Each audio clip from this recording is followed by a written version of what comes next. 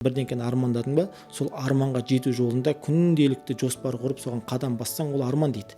Ал бірдеңкені армандап, бірақ оған дым істемесең, ол қиял дейді. 2025 жылға дейін 400-ден 480 ба мектеп салыну керек болатын. Бірақ өкінішке орай соның 30-ы ғана ма, 35-і ғана салынды. Жалпы мектептер ата-ананың үмітін ақтап жатыр ма деген бірінші сұрақ алу керек. Дұрыс дағдыларды қалыптастырғаны болмаса, мектеп бала тәрбиелей алмайды. Үштіктің бірігіп жұмыс жасауына негіздейтін концепциялар жазылу керек. Түніменен телефон көрді, ертеңгісін келеді, ол міндетті түрде оған 1000 жерден сабақ өтсең, оның миы қабылдамайды. Жазда 3 ай балаңызға қарамадыңыз ба, болды. Сіз 6 класты бітірген балаңызды заң бойынша қайтадан 6 классқа берген дұрыс еді негізі. Бізде бос уақыттарын жұмыс істеумен қыдыруға жұмсап жүрген адамдар өте көп. Бойына қала беретін болса, ол болашақта түп санадағы нәрсе оның іс-әрекетіне ауысады. Кімнің баласының оқуы қиын, оның болашақта өмір сүру оңай болады. Кімнің баласының оқуы оңай, оның болашақта өмір сүру қиын болады. Себебі 21 ғасырдың талабы білімділердің ғасыры, оқығандардың ғасыры. Қайырлы күн, құрметті көрермендер. Бүгін Мұра Инсайт подкастының жүргізушісі мен Надира Серікқызы. Бүгін бізде қонақта тарихшы, PhD доктор, Әл-Фараби атындағы Қазақ университетінің оқытушысы, Мұра зияткерлік мектебінің негізін қалаушы және директоры Тоқсанбай Алмас. Қош келдіңіз, Алмас ағай. Саламатсыздар ма? Көңілге керемет. Сұхбатты бастамас бұрын өзіңізді таныстырып өтсеңіз. Менің атым Алмас, тегім Тоқсанбай. Осы Панфилов ауданының Шолақай деген ауылында дүниеге келгенбіз. 2003 жылы оқуды бітіргеннен кейін Әл-Фараби атындағы Қазақ ұлттық университетінің тарих факультетіне оқуға түстік. Содан бакалаврды бітірдім сол Әл-Фараби атындағы Қазақ ұлттық университетінде. Магистратураны бітірдім, докторантураны бітірдім. Яғни сол бір университетте 9 жыл магистратура, докторантура, бакалавратын сол Әл-Фараби атындағы Қазақ ұлттық университетінде аяқтадым. Сонымен қосымызда бірнеше мемлекеттерде ғылыми тәжірибелерін өттім. Оның ішінде Түркиядан, өзіміздің көршілес Ресейден, Орталық Азиядағы мемлекеттердегі Қырғызстан, Өзбекстан сияқты мемлекеттерден барып, ғылым, білім жолында ізденісімізді жалғастырдық.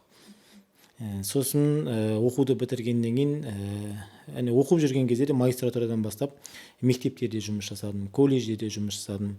Сосын Абылай хан атындағы университетте жұмыс жасадым. Сосын 2014 жылдан бастап өзіміздің сол қара шаңырақ Әл-Фараби атындағы Қазақ ұлттық университетте жұмыс жасап келемін. Жақсы, өте керемет. Енді алғашқы сұрақтан бастасақ, ғылым жолыңыз қалай басталды? Жекеменшік мектеп ашуға сізге не түрткі болды? Жалпы жекеменшік мектеп ашу деген бұл өте біздің мемлекет үшін маңызды істердің бірі деп ойлаймын. Әлихан атамыздың бір жақсы сөзі бар: әрбір азамат өзіне міндеттелген міндетті жетер жеріне жеткізіп орындап кетсін деген. Әйтпесе ол келешек ұрпаққа жүк болып қалады деген. Сондықтан да бүгінгі таңда әр адам өз мамандығы, өз саласы бойынша мемлекеттегі бір кетігін шамасы жеткенше түзеуге, сол олқылықты шамасы жеткенше жабуға тырысу керек деген менде баяғыдан бір ой болды. Енді қазіргі заманда 2003 жылдан бастап, университетке түскеннен бастап осы мұғалімдік салада, білім саласында болғаннан кейін мемлекеттегі қазіргі мектептің жетіспеушілігі, мектептердің қазіргі әл-ауқаттың жағдайларын көзімізбен көріп жүргеннен кейін осы мәселеге титтей болса бір шамамыздың жеткенше қызмет істейік деген ниетпен мектеп ашуды жоспарладық. Әрине енді біз университетте мұғалім болғаннан кейін мектеп ашу үлкен қаржыны талап етеді. Оған қомақты қаржы керек, оған инвестор табу керек. Инвестор іздедік. Сол инвесторлердің алдынан барып осындай мектеп ашу жобаларын ұсындық. Соның нәтижесінде бүгінгі таңда Мұра зияткерлік мектебінің негізін қалап, осы 9-шы ай міне жұмыс жасап келе жатырмыз. Жалпы осы орайда сізге бір сұрақ қоя кетсем, инвестор деген кім? Және ол білім сапасын көтеретін адам ба, әлде қаражат табу мақсатында жүрген адам ба? Сол жайлы түсіндіріп. Жалпы бұл өте маңызды сұрақ. Қазір адамды, инвестор деген сөздің өзін көп ойлайтын шығар.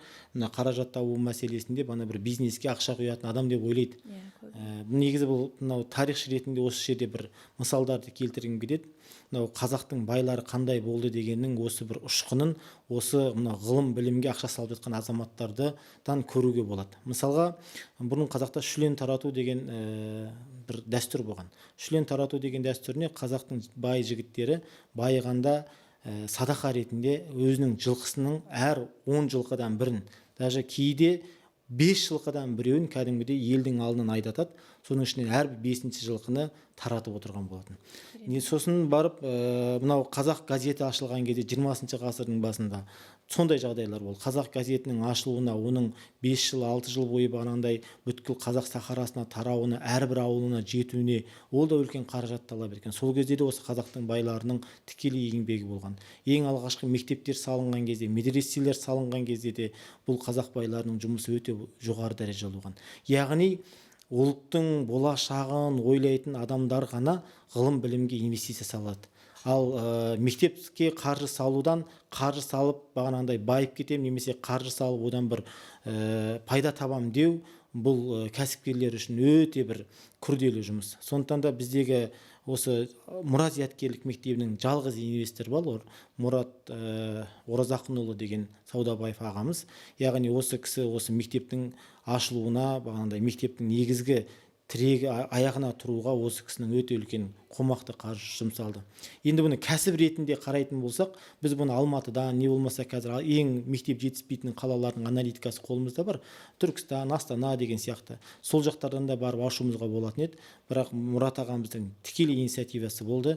Алғашқы мектепті өзіміздің ауданнан ашайық. Ауылдың балаларына да кәдімгі Алматының төріндегі мектептердің деңгейіндегі мектептер жасайық. Неге ауылдың балалары бағандай қаланың балаларынан алшақтану керек? Бұл жерде сондай дәрежедегі мектептер болсын деп өзіміздің туған жерден бастауға бізге нұсқау берді. Содан бастап біз осы Мұрат зияткерлік мектебін ашып жатырмыз. Жақсы, өте керемет. Жалпы осы Қазақстанның болашағы үшін мектептің қандай рөлі бар? Енді бұл Қазақстанның болашағы жалпы тікелей мектеппен байланысты деп ойлаймын. Себебі анау кімнің, Мағжан атамыздың өлеңі бар ғой, мен жастарға сенемін деген. Ол жастарды қайдан шығарады? Ол жастардың барлығы осы мектептің қабырғасынан шығады. Ал мектеп қандай болатын болса, болашақ ұрпақ сондай. Ал болашақ ұрпақ қандай? Мемлекеттің даму үрдісі сондай болады. Сондықтан да бүгінгі таңда Қазақстанда мектептердің әл-ауқаты қандай дегенге көпке бармай қояйық. Статистиканы алып қарайтын болсақ, қазір Қазақстанда бір 7500-ге жуық мектеп бар. 8000 мен 7500-дің арасында мектеп. Оның 5000-нан астамы ауылдық жерде орналасқан, қалғаны қалалық жерде орналасқан. Бірақ қалалық жердегі мектеп пен ауылдық жерлердегі мектептердің сапаларын салыстыруға келмейді. Ал қалалық жердегі мектеппен анау жеке меншік 9 миллион, 5 миллион теңге төлейтін мектептердің сапасын мүлдем салыстыруға келмейді. Яғни бізде білімдегі алшақтық деген өте жоғары. Бұған қосымша өзі біздің мемлекеттің президентіміздің тапсырмасымен, яғни 2025 жылға дейін мынау мектептегі балалардың баруы көбейіп жатыр ғой жылдан жылға. Биылдың өзінде 1 миллионға жуық балаға орын жетіспеуі мүмкін деген үлкен цифраны көрсетіп тұр. Соның алдын алу мақсатында 2025 жылға дейін 400-ден 480 бай мектеп салыну керек болатын. Бірақ өкінішке орай соның 30 ғана ма, 35 ғана салынды. Әлі бізге қаншама мектеп жетіспеушілігі бұл өте үлкен бір проблема тұр. Одан басқа екінші мәселе, бар мектептер, бағана 7500 мектептің қаншауы құлаудың үстінде, және оның ішіндегі материалдық жағдайын айтпаса да ол белгілі нәрсе. Сондықтан да бұл елдің меніңше жалпы ел болашағының бірінші қадамын осы мектеп жүйесін жаңартудан, мектепке реформа жасаудан, білім сапасын көтеруден, осындай жұмыстардан бастау керек еді. Басталып та жатыр, бірақ енді ол өте баяу түрде жұмыс жасап жатыр. Сондықтан да Қазақстандағы мектеп мәселесі бұл өте күрделі және әлі шешім таппаған мәселелердің бірі деп есептеймін. Жақсы, рахмет. Енді қазір көптің көкейінде жүрген сұрақтардың бірі, жекеменшік мектеп пен мемлекеттік мектептің қандай айырмашылығы және қандай артықшылығы бар деп ойлайсыз? Қазір әлеуметтік желіні алып қарасаң, біреулер жекеменшік мектепті жамандайды, біреулер жекеменшік мектептерді мақтайды. Жалпы бұл пікір әртүрлі. негізінде бұның жекеменшік мектептің бәрін мақтай беруге де болмайды. Кейбір кезде кейбір кәсіпкерлер мектепті бағанағыдай кәсіп көзі ретінде ашып, ол жердегі баланың бағанағындай жалпы келіп бағанағыдай білім сапасын бір өзіндік реформасын жасай алмағаннан кейін кәдімгідей құры келіп құры кетіп жүрген сапасыз жекеменшік мектептер жоқ емес, бар олар. Олармен күресіп те жатыр. Ал екінші мәселе, бірақ оны жекеменшік мектепті дұрыс бағытта пайдаланып жатқан адамдар да өте көп. Негізі мемлекеттік мектеп пен жекеменшік мектептің біздің өзіміздің қазіргі Мұрам зияткерлік мектебі мен бағанағы мемлекеттік мектептің айырмашылығымен салыстырып берсем де болады. Мысалға біздегі мектептер қандай? Жекеменшік мектепте бірінші бала саны аз болады. Бір сыныпта 18-20 баладан аспайды. Ал мемлекеттік мектепте 25-30 баладан болады. Екінші, мемлекеттік мектеп бір жоғарыдан, министерстводан бекітілген стандарттан аса алмайды. Керек десеңіз түске дейін және түстен кейін ғана оқиды. Түстен кейінгі қосымшаларының өздері бұл аудиториялардың жетіспеушілігінен көптеген жерлерде болмайды. Ал жекеменшік мектептерде қайта бұл мәселені шеше алады. Олар бағанағындай стандартты орындайды. Сонымен қосымша олардың өздерінің бағанағындай шығармашылық, баланы дамытуға байланысты қосымша сабақтарымен қоя алады. Үшіншіден, еркіндік. Жекеменшік мектептерде балалардың өзіндік бір эмоционалды қабілеттерінің артуына, өзін бір қоғамда керек екендігін сезінуге, әрбір ұстаз бен оқушы жеке қарым-қатынас жасауға сондай жағдайлар көптеп жасалады. Мемлекеттік мектептерде енді бір сыныпта 30 бала отырғаннан кейін кейбір балалар айлап, кейбір балалар жылдап та сұралмай жатады. Сондықтан да бұл жерде өте үлкен мәселелер бар. Үшінші мәселе бағанағыдай ата-ана менен мектеп арасында қарым-қатынас. Бұл жекеменшік мектеп пен мемлекеттік мектеп арасында өте екі түрлі. Енді жекеменшік мектепке ақша төлегеннен кейін ата-ана баласының білім сапасын, тамағын жеу сапасы, оның ішіндегі атмосферасын талап ете алады. Және ол жекеменшік мектептер анау ақша алғаннан кейін де кәсіптік тұрғыдан болса да бағана клиентті жоғалтпаудың мақсатында, клиенттің бағанағындай сұраныстарын өтеу мақсатында бұл оған да қызмет жасайды. Сондықтан да бұл жерде ата-ана менен жекеменшік мектеп арасындағы байланысты мемлекеттік мектепке қарағанда жақсы деңгейде дамып келе жатыр. Сондықтан енді бұл мәселенің жекеменшік мектептің бір минус жақтары, бұл енді ақылы болады. Әрине оның тамағы бар, мұғалімдердің айлығын жекеменшік мектеп ата-ананың ақшасынан төлейді. Сосынмен қатар бағанағындай өзінің мынау мектептің ішкі және сыртқы шығындары бар. Оның барлығына қаражат керек болады. Оның барлығын бағанағындай коммерциялық тұрғыда ата-анадан алғаннан кейін көптеген мысалға баласын жекеменшік мектепке бергісі келген ата-аналар қаржылық жағдайдан бере алмауы да мүмкін. Сол үшін бұл енді жақсы жаман жақтарын енді тізіп айта беруге болады. Менің ойымша қазіргі таңда қоғамдағы балалардың сапалы білім алуына өте үлкен серпіліс беретін бұл жекеменшік мектептер деп есептеймін. Жақсы, рахмет. Ал жалпы мектеп, оқушы, ата-ана деген үштікке қалай қарайсыз? Қалай қарайтын едіңіз? Бұл өте бір керемет дәстүр. Жалпы мектеп не үшін? Мектеп деген сөздің өзінің анықтамасы бар ма деген сұрақ болады ғой негізі. Сол кезде Ахмет Байтұрсыновтың айтқан сөзі бар: мектеп ата-ананың үмітін ақтайтын, мемлекеттің болашағына қызмет ететін ұрпақ тәрбиелеу деген. Яғни қазіргі мектептер баласын берген ата-ана, жалпы мектептер ата-ананың үмітін ақтап жатыр ма деген бірінші сұрақ алу керек. Екінші, мемлекеттің болашағына, дамуына, Абайдың сөзімен айтқан кезде, сен де бір кірпіш дүниеге дейді, мемлекеттің бір кетігін қалайтын кірпіштерді, яғни сондай маңызды тұлғаларды қалыптастырып жатыр ма? Мектеп осы екі сұраққа жауап беру керек. Бірінші, мемлекеттің мүддесіне қызмет істейтін азаматтар тәрбиелеу, екінші, ата-анасының үмітін ақтайтын ұрпақ тәрбиелеу. Сондықтан да бұл жерде оқушы, келген оқушыны бірінші сыныптан 11-ші сыныпқа дейін оны бағанағындай осы үштік бірігіп жұмыс жасамаса, бұлар бір-бірінен алшақтату бұл өте үлкен қателік. Мектептің міндеті не? Мектептің міндеті келген балаға білім беру. Екінші, баланы әлемдік болашақтағы мамандықтарға бейімдеу. Үшінші, дұрыс дағдылар қалыптастыру. Мектеп бірақ бала тәрбиелемейді.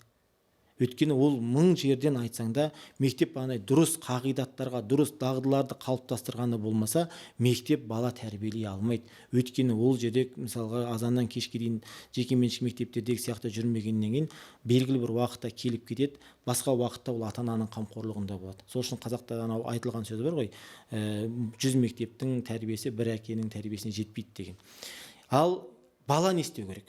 Бала керісінше, бала мектепке келгеннен кейін бірінші білім алу керек. Өзінің бағанағындай рухани болмыстарын дамыту керек. Сосын барып бағанағындай өзіне керекті мамандықтарды жетік меңгеруге талпыну керек. Ал ата-ана не істеу керек? Ата-ана балаға дұрыс тәрбие беру керек. Және де баланың дұрыс қалыптасуына көмектесу керек. Үшінші, мектеппен серіктес болу керек. Осы үш жағдай бір-бірін толықтырған кезде ғана бұл ата-ана, мектеп және бағанағындай бала деген жұмыс жасайды. Қазіргі таңда бұл жұмыстарды жақсарту мақсатында бағандай әкелер мектебі, аналар мектебі, не болмаса ата-ана мен баланы біріктірген неше түрлі ойындар, осындай бір іс-шаралар көбейіп кетті. Бірақ бұл іс-шаралардың жемісін мен мүлдем қатты көре алмаймын. Ол бір күндік эмоционалды тұрғыда ата-анаға да балаға бір қуаныш сыйлайтын бір концерттік бағдарламалар сияқты өтіп жатыр. Бірақ ол олай жүрмеу керек. Оның жылдық жоспары, жылдық емес, даже 5 жылдық, 6 жылдық жоспарларына жасалу керек еді. Өкінішке орай бізде бұл бір күндік шарадан аса алмай жатыр. Ал оның негізгі мәселесін ол мектепке итере салуға болмайды. Бұның мәселесін кәдімгідей осы үштіктің бірігіп жұмыс жасауына негіздейтін концепциялар жазылу керек. Бізде ондай концепциялар жоқ. Бізге тапсырма беріледі, әр мұғалім немесе әрбір мектеп өз деңгейінде оны жасайды. Кейбір мектептерде ол керемет жұмыс жасалады, кейбір мектептерде қағаз жүзінде ғана жасалып жатқан, кейбір мектептер артық қыламын деп тыртық қылып жатқандар да бар. Сондықтан да бұл концепция дұрыс ұсынылған, дұрыс айтылған ұғым, бірақ концепциясы жоқ жұмыс. Осы мақсатта қазір бізде бірін-бірі кінәлау өте күрделі болып кетті. Мектеп ата-ананы кінәлайды, ата-ана мектепті кінәлайды, бала мектепті кінәлайды. Әйтеуір қарап тұрсаң, ана жерде өте үлкен осындай бір мәселелердің ушығып жатқандығын қазір көріп жүрміз. Жақсы, осы орайда ұстаздарға айтар ақыл кеңесіңіз? Ұстаздарға айтар ақыл кеңесіміз деген кезде ең бірінші айтар ақылым, енді бұл ұстаздардың арасындағы қағидат, 40 жылдық тәжірибең болса да 40 минуттық сабағыңа дайындалып кел деген. Яғни әрбір мұғалім әрбір сабаққа міндетті түрде дайындықпен кіру керек. Абайдың сөзі бар: жүрекке сәуле қонбаса, ұйықтаған ойды кім түртпек, ақылға сәуле қонбаса, хайуанша жүріп күнелтпек деген. Бұл сөздің астарында қарайтын болсаң, алдыңа келген баланың жүрегінде бір сәуле бар. Жүрекке сәуле қонбаса деген әрбір ұстаз бағанағындай баланың шамшырағын жаға білу керек. Ал егер ақылға сәуле қонбаса, хайуанша жүріп күнелтпек деген, яғни балаға дұрыс бағанағындай бағыт, бағдар, дағды қалыптастырып, оның бір болашақта дұрыс маман, дұрыс адам болуына жол сілтемейтін болса, ол бағанағындай балалардың өте үлкен қателіктеріне алып келе жатыр. Сондықтан да ұстаздық деген бұл өте үлкен міндет. Мағжан Жұмабаевтың жақсы бір сөзі бар: 6 алаштың басы қосылса, төр ұстаздікі деген. Бірақ біз осы ғана сөзін білеміз, бұның ар жақ жалғасын айтпаймыз. Сол ар жақ жалғасында айтады: аздаған жылдардың ішінде ұлттың оянуына өте үлес қосқан осы ұстаздар деп айтады. Біздегі қазіргі тура осы жетіспейді. Біздегі қазіргі жастарды дұрыс жолға бағыттайтын, дұрыс жол көрсететін, жалпы жанып тұрған жастардың санын көбейтетін бұл ұстаздар қауымы. Бұлар, яғни қазір айтқан кезде зиялы қауым деп айтсақ болады. Бір сондықтан да зиялы қауымның бойынан не көруге болады? Зиялы қауымның бойынан күн сияқты болу керек, жылулық беру керек, нұр шашып тұру керек. Сол ол нұр, жылулық қайдан келеді? Ол ізденіспен келеді, ол талпыныспен, біліммен, ғылыммен, махаббатпен келетін жүйе. Сондықтан да ұстаздықты жай ғана бір ақша табудың көзі ретінде, не болмаса бағанандай бір уақытша бір қызмет ретінде көру, бұл өте үлкен қателік. Сондықтан да ұстаздыққа баратын адамда және ұстаз болып жүрген адамдарда ұлттың болашағына өте үлкен үлес қосып жатқандығын жүрегімен сезіну керек. Сол үшін бұл өте Ыбырайдың айтқан сөзі бар ғой: мен мектепке сабақ беруге кірген кезде дәрет алып кәдімгідей намазға кіргендей кіремін деген. Қандай үлкен құрмет, яғни қандай үлкен жауапкершілік. Сондықтан да бұл ұстаздың бойынан түр әлпетінен де тұрыс жүріс тұрысынан да ісінен де ол міндетті түрде өте үлкен бағанағындай балаға бір нұр шашатын адам болу керек. Екінші мәселесі бар, мынау адамның өзі биологиялық тұрғыдан істеген кезде адам өзі, біз көп нәрсені білмейміз адамдар туралы. Адамның өзінің былай болмысын оқитын болсаңыз, мысалға мен темекі шегіп, мен балама темекі шекпе деп айтсам, ол бағанағындай бәрібір оған әсер етпейді дейді. Неге деген сұрақ туады ғой. Себебі оны мысалға мен қазір ұялатын болсам, ұялып қалатын болсам, менің бір көзім қисайып немесе бетім тартпайды ғой, ұяттың белгісі жоқ. Жай ғана менің ұялғанымды сіз сезесіз. Сіз қайдан сезесіз? Сіз сіздегі ұят деген сезім арқылы, менің ұялып тұрған сезім арқылы сезесіз. Мына инстинкт деген өте құдіретті нәрсе.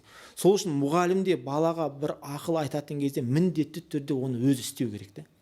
Кітап оқы дейтін болса, міндетті түрде өзі кітап оқы. Адам бол дейтін болса, өзі адам болу керек. Бұл жалпы мұғалім дейміз, жалпы ұрпақ тәрбиелеймін деп отырған адамдарға қатысты нәрселер. Өзіңнің бойыңдағы жоқ қасиетті біреуге айтсаң, ол сен оны алдап тұрмын деп ойлама, ол бәрібір оның ішкі Құдай беріп қойған есте қасиеттер арқылы ол міндетті түрде өтпейді. Ал бірақ бұл ұстаз үшін өте мықты нәрсе. Ұстаз болдың ба, сен жаман әдеттерінен, жаман қылықтарының бәрінен тастап, керісінше сен дұрыс бағытта бала тәрбиелеп жатқанда, балаға сөзің өтімді болу үшін сондай нәрселерді істеп, содан кейін барып бала тәрбиелейтін болсаң, бұл өте нұр үстіне нұр болатын нәрсе. Енді оның да қазір проблемаларын айта берсек көп, анау қағазбастылық, анау мынау деп енді біздегі ұстаздарға мүмкіндіктің жоқтығы, айлықтың аздығы, тағы бірдеңкелер айта бастайтын шығар. Бірақ негізі бірінші кезекте ол ұстаздықтарға адалдық керек. Сол адалдықтың нәтижесінде осындай ауқымды жұмыс жасау керек. Жақсы, керемет. Ұстаздар үшін керемет ақыл кеңес айтылды деп ойлаймын. Ал оқушыларға айтар кеңесіңіз? Оқушыларға айтар кеңесім, мен осы 1-2 жыл бұрын сабақ беріп жүрген кезде, қазір Әл-Фараби атындағы Қазақ ұлттық университетінің бір факультетіне біз лекция оқимыз. Факультеттерге бөледі. Сол факультеттерге кірген кезде менде қоятын 5 сұрағым бар. Бірінші сабақта лекцияға кірем, алдында 100, 110, 150 балаға отырады. Сол кезде айтамын, араларыңда 20 кітап оқыған адам бар ма деймін. 20 кітап оқыған. Сол 100 баланың, 110 баланың ішінен максимум 5-еу тұрады. Сосын жарайды, мен кітап оқымапсыңдар. Онда екінші сұрақ деймін. IELTS немесе бағанағындай ағылшыннан сондай сертификат алған, бір тілді жетік меңгерген адамдар бар ма деп сұраймын. Тағы да 5-6-аудан аспайды. 10-ға жетпейді. Одан үшінші сұрақ қоямын. Онда енді кітап оқымасаң, ағылшын тілін немесе шет тілін меңгермесең, ондай болса бір спорттан бір жетістікке жеткен кандидат мастер спорта немесе мастер спорталар бар ма десең, тағы да 4-5-6 ғана тұрады. Ол жоқ. Енді болса, енді бана үшеу жоқ болса, енді болса өнерден бір жетістіктерің барса, домбыраның немесе гитараның немесе бір баянның құлағында ойнайтын адамдар бар ма деп сұрасаң, одан да бір 4-5 тұрады. Сосын ең соңында айтам, енді жарайды, кітап оқыма, спортпен айналыспа, өнер білме, тіл үйренбе, ең болмаса бағанада қолдарында барлықтарың телефондарың бар, сол телефонда майбилография деген курсты бітіріп, сонымен бір ақша табудың бір жолын меңгеріп жүргендерің бар ма десең, олардың да саны 10-нан аспайды. Сонда ең қызығы, кейбіреулер кітап оқығанда ағылшында спорты барды бір бала болуы мүмкін, қайта-қайта тұрып жатқан. Сонда 100 баланың ішінен 20-30-ы ғана бағанағы 5 категорияны орындағандар болады. Қалған 70-80 бала 18-17-ге келген, 11 жыл мектепті бітірген, не 20 кітап оқымаған, не тіл меңгермеген, не өнер жоқ, не спортта жетістік, ең құрмаса қолындағы телефонын саналы түрде, кәдімгі профессионалдық түрде пайдалана алмайды. Яғни, бірақ 11-де бітіріп, қолында табақтай аттестатымен оқуға түсіп тұр. Бұл нені көрсетеді? Бұл біздегі қазіргі жастардың бір енді 18-ге келген, 11 жыл мектепте оқып, бұларды меңгермеген адам 4 жыл университетте бағандай бірден өзгеріп кетіп, оны істеп кетеді дегенге мен кішкене күдігім бар. Сол үшін негізгі фундаментальный білім жастарға мектепте берілу керек. Мектеп бұл болашақтың кілті. Оны дұрыс пайдалану керек, оқу керек. Бағана 5 қағиданың 5-еуінде бойына сіңіріп, университетке кәдімгідей өте бір дарынды, талантты, дамыған түрде келіп, ол жерде мамандықты меңгеріп, болашаққа қарай екінші қадамын жасайтын баспалақ ретінде қалыптастыру керек. Жастардың алдындағы міндет өте үлкен. Сол үшін мен айтар едім, жастарға ең бірінші айтар кеңесім, әрбір мүмкіндік жетістік, әрбір жетістік табыс деген қағида бар. яғни мүмкіндіктің ең үлкені ол бос уақыт. Яғни бос уақытыңызда бағандай спортпен айналысып, тіл оқып, кітап оқысаңыз, ол сізді міндетті түрде жетістікке алып келеді. Жетістік болашақта сізді үлкен табысқа алып келеді. Сол үшін қазір жастарда бос уақыт өте көп, оны тиімді және дұрыс жолда пайдалану ол өте үлкен маңызды. Жақсы, өте керемет. Осы орайда ата-аналардың қандай маңызы бар? Ата-аналарға қандай ақыл кеңес айтасыз? Ата-аналарға кеңес деген кезде әрбір ата-ананың баласының алдында 3 міндеті бар. Бірінші материалдық міндеті, екінші физикалық міндеті, үшінші рухани міндеті. Енді қазір біздің Қазақстанда, енді қазақ қоғамында материалдық міндетті қатырамыз біз. Балам біреуден кем қалмасын, нашар аяқ киім кимесін, ойбай деп жоқ болса да кредитке телефон алып беріп, оның әйтеуір материалды тойын жасап беріп, кем қалмаудың максималды түрде жолын жасап қойғанбыз. Физикалық тұрғыдан да жаман емес. Ауырып қалса больницаға алып барамыз, дәрі-дәрмегіне бағандай емдей аламыз. Бұл да жаман емес. Бірақ үшінші біздегі рухани мәселесі қандай деген сұрақ өте күрделі. Егерде баланың тәрбиесін, біздіңкілер енді қарға баласын аппағым дейді ғой, әркім өзінің баласын бір сондай ақылды, дарынды, керемет деп ойлайды. Тәрбиелі деп те ойлайды. Бірақ мен ата-аналарға айтар кеңесім, балаңыздың тәрбиесін көргіңіз келсе, балаңыз мектепте өзін-өзі қалай ұстайды, ұстазынан сұрау керек. Сіздің берген тәрбиеңіздің жемісін бала мектепте міндетті түрде көрсетеді. Біреуді боқтай ма, ұра ма, сабақ оқымай ма, мұғалімді сыйламай ма, одан мектептен шыққаннан кейінгі тәрбиесін көшеде көрсетеді. Сол үшін ата-ана міндетті түрде баласының материалдық, физикалық міндетінен бұрын бірінші рухани міндетін беру керек. Яғни балам біреудің ала жібін аттамай ма, баламыз жаман сөзден айтпай ма, баламыз өтірік айтпай ма, оның бойында жауапкершілік қасиеттері бар ма, берілген тапсырманы өз деңгейінде, өз ақылына салып орындай ала ма. Яғни осы қасиеттерді баланың бойына беру ол міндетті түрде ата-ананың міндеті. Ал қазіргі бізде таңда мынау мектеп жүйесіндегі мәселелерге барған кезде кейбір ата-аналардың әрекеттері қарын аштырады. Баласына келіп әділеттілікті талап етудің орнына керісінше әділетсіздікті кеп талап етеді. Неге 4-ке оқитын баласын неге 5-ке шығармайды, баласы 3-ке оқыса 4-ке шығармайды, бағанай баласының үлгерімі нашар болып қалатын болса тағы да бірдеңкелерден көреді. Кейбір кезде ол бағана сіз басында айттыңыз ғой, бағандай 3-тік деп. Ұстаз, мектеп, ата-ана, оқушы деген. Бұл 3 жүйе бірдей жұмыс жасау керек. Мысалға, мектептен берілген тәрбие, немесе ата-анадан берілген тәрбие мектепке келіп бұзылмау керек. Тура сол сияқты ата-анада мысалға бізде мектепте күні бойы баланы оқыттық, үйге жібердік. Үйге барды, ол түніменен телефон көрді, ертеңгісін келеді, ол міндетті түрде оған 1000 жерден сабақ өтсең оның миы қабылдамайды. Себебі ол түніменен телефон көрген бала. Енді ата-ана өзінің баласының түніменен телефонын көргенін біле тұра, келіп мектепке неге менің баламның сабағының үлгерімі төмендеп кетті деп кінә тағу, бұл өте үлкен қателік. Сондықтан да ата-ана ретінде де немесе ата-аналарға айтар кеңесім, баланың болашағына жаныңыз ашса, оған міндетті түрде қарау керек. Қазіргі айтар едім ата-аналарға ақыл. Кімнің баласының оқуы қиын, оның болашақта өмір сүру оңай болады. Кімнің баласының оқуы оңай, оның болашақта өмір сүру қиын болады. Себебі 21 ғасырдың талабы білімділердің ғасыры, оқығандардың ғасыры. Сондықтан да бұл міндетті түрде баланы, Абайдың сөзі бар ғой, балаңды оқыт, мал аяма деген. Сондықтан баланы міндетті түрде оқыту, жақсы мектептерде оқыту, жақсы ортаға алып бару, бұл тікелей ата-ананың міндеті. Жақсы. Жаңа айтып жатырсыз, бос уақыт көп болмау керек деп. Алда жазғы демалыс жақындап қалды. Ал мектеп оқушыларының жазғы демалысы туралы не айтасыз?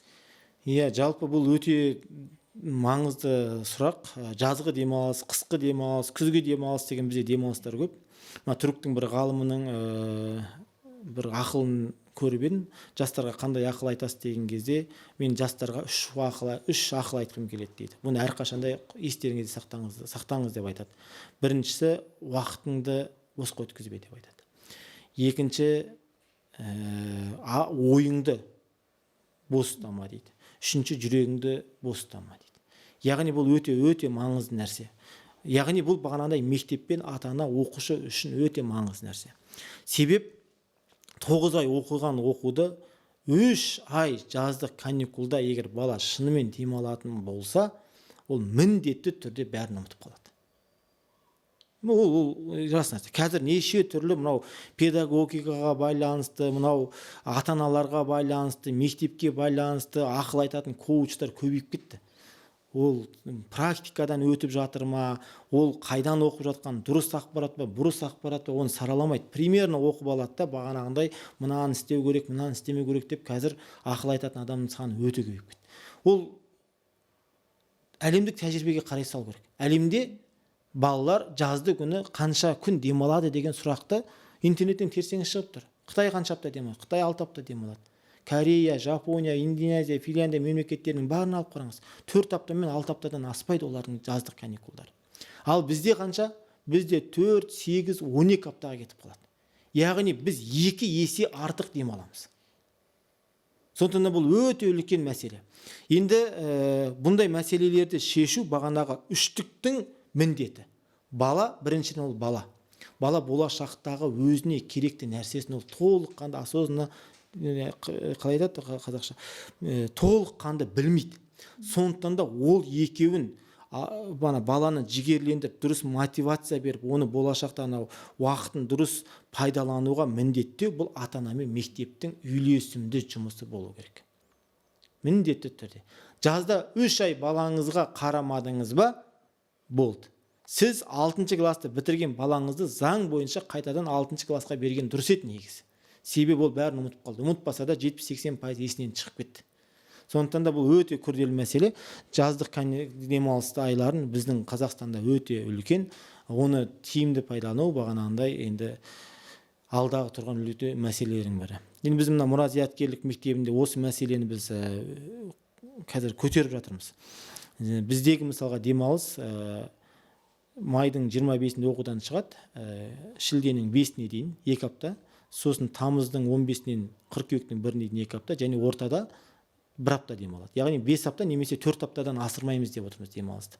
Неге? Себебі бағана біз 9 ай берген білімді балаларға қайтадан есіне түсіру үшін күніне 2 сағат, 1,5 сағат, 3 сағаттық лагерлерді қойып тастайық деп отырмыз.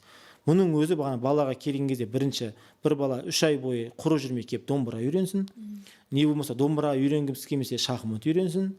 Шахмат үйренгісі келмесе ментальный арифметикаға қатыссын. Ал бірақ бағандай негізгі сабақтар математика, ағылшындан қосымша курстар жасап береміз. Бұл баланың бағанағындай жазда демала жүріп білімін ұмытпай және оны ақырындап болса да шыңдауға өте үлкен көмектесетін жүйе.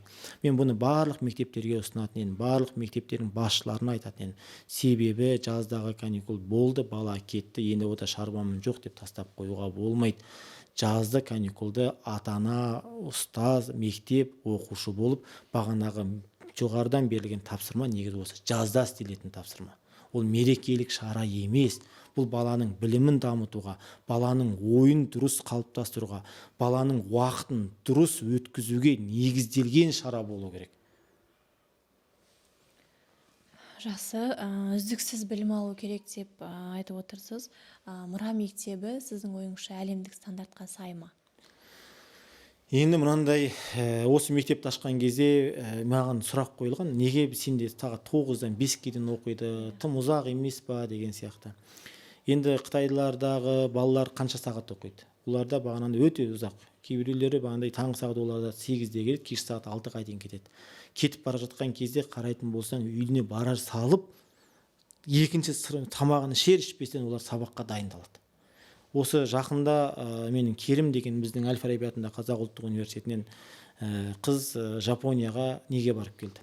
Ғылыми тағылымдамаларын өтіп келді. Сосын Керіммен сөйлескен кезде Керімге сұрақ қойым, Жапониядағы осы оқушылардың жай күйін көрдің бе, оларда қандай бір өзгешелік бар екен деп сұраған кезде Керімнің маған берген бір жауабы керемет ұнады. Жапонияда сандалып жүрген оқушы жоқ дейді. Бәрі, даже бағанандай бізге қазір Мегаға баратын болсаң, Алматыда толып жүрген оқушы. Әуелі студент деген аты бар, бір күн сабаққа барса 2 күн жұмыс істеп жүрген адам. Бізде бұл айтқан кезде бос уақыттарын жұмыс істеумен қыдыруға жұмсап жүрген адамдар өте көп. Неге? Себебі бұл біріншіден білмеймін, білім жүйесіндегі бір әлсіздік па, или тапсырманың аздығы ма, или соншалықты жеңіл ма. Түніменен қаңғып ойнап сотка ойнап ерте сабаққа келіп сабағын оқи салатындай бізде білім сапасы сондайлықта төмен болып кетті ма, мені бұл қатты алаңдатады. Сондықтан да Мұрат зияткерлік мектебінің негізгі бағыты білім сапасын әлемдік стандартқа сай қылып тастадық. Біз таңғы сағат 9-да келеді балалар, әлемдік стандартты қарадық, бағандай басқа мемлекеттерде қанша сабақ оқиды? 6 сабақ, 7 сабақ, 8 сабақ оқитын мемлекеттер бар. Біз сол шкаланы алдық та күніне 7 немесе 6 сабақ қойдық. Оған менің қосымшаларын қойдық және үй тапсырмасын осы мектептің қабырғасында орындататын дағды қалыптастыруға көштік. Неге? Себебі бізде мынандай сөздер бар. Мынау менің балам 6-шы классқа дейін, 5-шы классқа дейін жақсы оқып еді, 5-шы класста мынау Надираға қосылып, бұзылып оқымай кетті деп айтады. Негізі ол олай емес. Ол 5-шы классқа, 4-шы классқа дейін ана балаға оқы деп күшпен оқыталатын. 5-6-тан кейін ана бала уже андай оқы дегенге көнбейтін дәрежеге жеткен кезде, ол еркіндікті алған кезде оқымай кетіп жатыр. Екіншіден, ата-анасы бұрын көмектесетін бастауышта, кейін 6-7-ден бастап программаны түсінбейді. Өте қиын. Соның үшін балаға біз кішкентай кезінен өзінің сабағын өзі оқу дағдысын қалыптастыру керек. Сондықтан біздегі енді ең басты мәселе, анау Ювал Хараридің бір жақсы бір сөзі бар. 21-ші ғасырда қандай мамандық бар, қандай мамандық жоқ болады деген сұрақ қояды. Сол кезде айтады, 21-ші ғасырда мына мамандық дамиды, мына мамандық дамымайды деп айту ең үлкен ақымақтық дейді. Өйткені қазір жасанды интеллект, роботтың дамуы қандай мамандықтың барын жоғын айта алмайды. Осы жақында Қытайға барып келдім. Мен Қытайға барып келген кезде менде бір қызық оқиға болды. Жүректі ауыстыратын және жүрекке жасалатын операцияны врач жасамайды екен. Робот жасайды. Роботтың қасында программист отыр, ойлашы. Кеше ғана стоматолог жігітпен сөйлесіп отырмын. Стоматолог жігіт айтады, қазір кәдімгі стоматологияға роботтар пайдаланып жатыр дейді әлемде. Бұл яғни болашақта қандай? Мерседес центрді қай мемлекетте көріп жатырмыз? Водительсіз бағанағындай. Ұшақтар қазір соғып жатқан беспилотный атып жатыр. Бұл яғни кезінде маңызды болған мамандықтар болашақта маңызды болмауы мүмкін. Даже жоғалып кетуі мүмкін.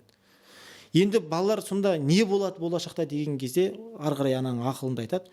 Яғни біз болашақ ұрпақты әлем немесе қоғам қалай өзгереді, соған бейім болуға дағдыландыруымыз керек дейді. Яғни бала максималды түрде жан-жақты болсын деген сөзі ғой. Сол үшін біздің мектеп осы қағиданы ұстанамыз. Балаға максималды түрде кейін қандай мамандық иесі болуға әлі оны айту ерте. Сол үшін одағы ең басты дағдыларды қалыптастырамыз. Бірінші ағылшын тілін жетік меңгерсін. Егер ерте меңгеріп болатын болса, қосымша бағанағындай тағы екінші тіл меңгеру, математиканы жетер жеріне жеткізіп оқыту, математиканың бағанандай қосалқы пәндері, робототехнология, ментальный арифметика деген сияқты логикалық жүйедегі сабақтардың санын арттыру, сонымен қоса бағандай кітап оқыту арқылы оның миын шыңдау, осындай нәрселердің барлығын күшейту арқылы баланы толыққанды әлемдік стандартқа сай дегеніміз бағандай әлемдегі Пекин немесе бағандай Гарвард сияқты университеттерге осы ауылда жүріп оқып, сол жаққа оқуға түсе алатындай, және ол жаққа түскен кезде оқи алатындай дәрежеге жеткізу. Біз осы жолда барымызды салып күндемей түндемей жұмыс жасап жатырмыз. Енді алдағы 5 жылдық жоспарымызда бұйырса біз кеңейтуді жоспарлап отырмыз. Мектебіміздің екінші бөлігін саламыз. Кәдімгі жаңа құрылыс бастайық деген ниетіміз бар. Ол жерде 500-ге жуық бала оқытсақ, қазіргі мына корпусымызда бір 200-ге жуық бала оқытсақ, сөйтіп осы ауданымызда жатақханасымен балаларды заман талабына сай білім алатын бір ауданымызда үлкен мектептің негізін қалау біздің қазіргі басты мақсатымыз. Осы мақсатта бағанағы өзіміздің ағамыз, инвестор ағамыз Мұрат ағаның қолдауымен күндемей түндемей бар күшімізді салып жұмыс жасап жатырмыз. Енді бір жылдық жемісіміз қазір жаман емес. Біздегі келген балалардың результатына қарап қазір біз қуанамыз. Бұл басы, барлық ата-аналарға айтатын, бұл басы алда қаласа біз кәдімгі халықаралық дәрежедегі олимпиадаларды жеңетін, әлемдік университеттерге оқуға түсетін оқушылардың санын арттырамыз деген ойдамыз. Және мектебіміз тек қана бұл ауданда ғана тоқтамайды. Бұйырып жатса, жолымыз ашылып жатса, бұл мектептің санын көбейтеміз. Қазақстанның әрбір түкпірінен, Қазақстанның әрбір ауданынан ашамыз деген өте үлкен арман мақсатымыз бар. Жалпы еліміздегі мектептердің ең негізгі проблемасы қандай? Және ол проблема сіздің мектебіңізде бар ма? Иә, жалпы мектептегі қазіргі мәселелер өте көп. Біріншіден, оқулықтың сапасыздығы. Қазіргі таңда Қазақстандағы мектеп жүйесіндегі оқулықтар сын көтермейді. Даже енді оны қай әдебиеттен болсын, тарихтан болсын, математикадан болсын, мұның барлығын қазбалай берсек, қазбалаған сайын осы өте үлкен проблемалар шыға береді. Екіншіден, бізде білім жүйесіндегі реформаның өте нашарлығы. Әр министр келген сайын әртүрлі реформалар жасалады да, ол министр кетіп қалғаннан кейін бағанағындай реформалар аяқсыз қалады. Екінші министр келеді да, ана реформаның барлығын сырып тастайды да, тағы да бір реформа шығарады. Яғни бізде бұл өте қатты бағандай, білмеймін, әрбір жаңашылдықты талап еткеннен кейін біріншісін басын бастап, екіншісі қалып, екіншісін басын бастап, үшіншісі қалып, осындай нәрселер өте көбейіп жатыр. Үшінші мәселе бұл бағанағындай біздегі мұғалімдердің сапа мәселесі. Қазір мысалы ағылшын тілінен сабақ беретін мұғалімдер бар, бірақ бір ауызша ағылшынша сөз білмейтін. Әрбір ауылға барып қазір тексеретін болсаңыз, ол алдынан шығып тұрады. Екіншіден, ол ағылшын тілінен емес, басқа пәндерден де осындай мәселелер өте көп. Неге? Бұл себебі бағанағындай, бұны университеттен көреміз ба, егер сол мамандықты дайындалып шығарып жатқан, жоқ бағанағындай мектепке алған кездегі басшының әлсіздігінен көреміз ба, білмеймін енді. Әйтпесе мысалы ағылшын пәнінен мұғалім сабақ жұмысқа алып тұр, бірақ ағылшынша бір ауыз сөз білмейді. Ол қалай диплом алды біріншіден? Екіншіден, ол жұмысқа қалай кірді деген сұрақ туады да. Осы мәселелер тарихтан да болсын, әдебиеттен де болсын, бұл қазіргі қоғамда ашық, кәдімгідей талқыланып жүрген жағдай. Бірақ бұны шешіп жатқан ешкім жоқ. Енді біздің мектепте бұл проблемалардың барлығын біз қараймыз. Жоғары жақтан түскен нәрседен стандартқа сай болғаннан кейін мен енді Мұра зияткерлік мектебін алдым деп бөлек бір мемлекетке кетіп қалмаймын. Осы мемлекеттің құрамында болғаннан кейін мен осы жалпы мәселелерді шешудің бірнеше бағыттарын қарадым. Мысалға, біз осы мектепті ашқалы бері 20-дан астам мұғалімді жұмыстан шығарып тастадық. Алған кезде себебі мен 3 айлық келісім шартпен аламын. Алған кезде айтамын, бірақ та талап қоймаймын мұғалімдерге. Тек қана сабағын жетер жеріне жеткізіп, жоғарғы дәрежеде беруді ғана талап етемін. Болды. Келеді, сабаққа кіреді, бірақ не методикасы жоқ, не сабақ өту дәстүрі қалыптаспаған. Оның ішінде бағанағындай бірнеше жылдық өтілі бар мұғалімдер де болды, жас мұғалімдер де болды. Бірақ енді олар мен бірден шығарған жоқпын. 1 ай, 2 ай арнайы әдіскер бердім, көмектестік, қолдадық. Бірақ болмайтын жағдайға жеткен кезде мен ол алдында отырған 18 баланың тағдырымен мен ойнағым келмеді. Сосын оған ескерту берем, екінші ескерту берем, сосын үшіншісінде ол мұғалімдерді шығардық. 20-дан астам мұғалім қазір шықты. Себеп бағанағындай өз ісінің маманы емес. Басқа мектептердегі жағдайларға қараймын да мен кейбір кезде ішім ауырады. Қарап тұрсаңыз, кеше ғана денеден немесе еңбектен сабақ беріп жүрген мұғалім бүгін тарихтан біреу босаса орнына сразу дипломды қайдан алып келеді. Оның барып ол жақта оқып келмеген сол ауыл біледі. Бірақ оған ешкім мән бермейді. Анау ертең бүгін басқа сабақтан береді, ертең басқа сабақтан берсе, сабақтан берді деп дұрыс қабылдайды. Осы кезде мен айтар едім, ата-аналарға өте екен жауапкершілік беру керек. Мысалға, қолында правасы жоқ, 18-ге толмаған баланы машинеге отырғызып Алматыға таксиге салмайсың ғой. Яғни ол таксистке сен балаңның өмірін жолда ол аударылып құртуы мүмкін.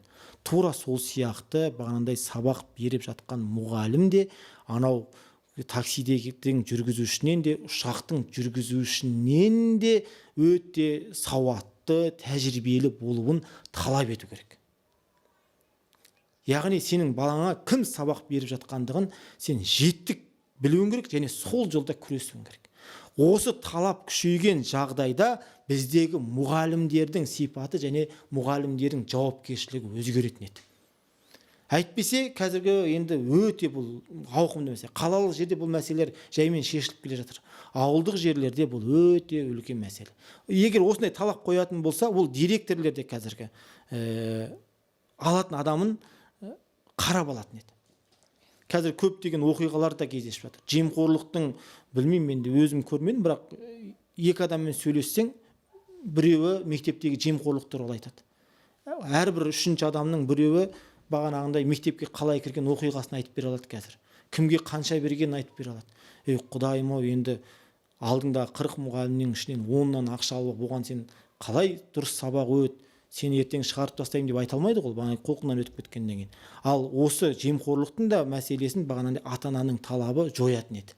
Себебі кімді алып жатқандығын, қандай мұғалім алып жатқандығын, ертең оның дау болатындығын, ата-аналар келіп ананың біліктілігінің аздығын директорге келіп шағымданатын білген директор ол міндетті түрде бағанағындай бір жүйесін жасайтын еді. Сондықтан да білмеймін, енді ата-аналардың да әлсіздігі ма, балалардың да бір әлсіздігі ма, жоқ бір мектептегі мұғалімдердің әлсіздігі ма, біздегі проблемалардың шешілуінің орнына жасыратын жоқ, жылдан жылға көбейгеннің үстіне көбейіп келе жатыр. Бұлай беретін болса, бұл өте үлкен ғылым жолында, білім жолындағы дағдарысқа алып келетін сөзсіз. Жақсы, қазір жаңашылдықты талап ететін заман деп айтып отырсыз. Мектеп өміріне инновациялық жаңа технологияларды енгізуге қалай қарайсыз? Енді қараңыз, сабаққа келе жатқан кезде бала телефонды ойлайды, ойнап келе жатқан бала деп айтайық. Ол бір секундта қаншама картинаны көреді анау.